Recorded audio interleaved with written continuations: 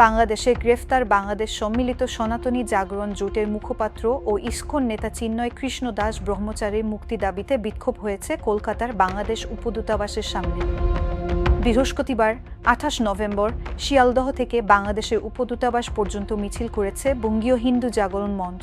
চিন্ময় মহাপ্রভু, ইসকনের চিন্ময় মহাপ্রভু, তাকে বিনা কারণে বিনা অপরাধে তাকে ঢাকা বিমানবন্দর থেকে গ্রেপ্তার করা হলো।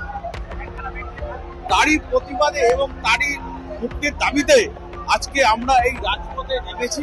মিছিলটি বেগবাগানের সামনে যেতেই ব্যারিকেড দিয়ে আটকে দেয় কলকাতা পুলিশ। কিন্তু বঙ্গীয় হিন্দু জাগরণ মঞ্চের সদস্যরা পুলিশের দেওয়া পরপর দুটি ব্যারিকেড ভেঙে বাংলাদেশ উপদূতাবাসের সামনে যাওয়ার চেষ্টা করে।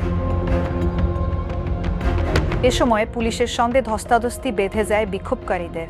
এক পর্যায়ে লাঠিচার্জ করে পুলিশ।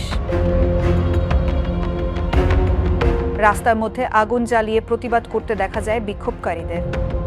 এদিন ব্যারিকেডে চাপা পড়ে বঙ্গীয় হিন্দু জাগরণ মঞ্চের বেশ কয়েকজন সদস্য আহত হন।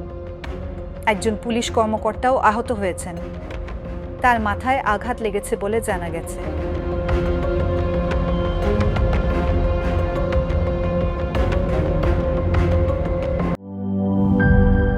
জীবনের সাথে চলে high five, all time healthy life.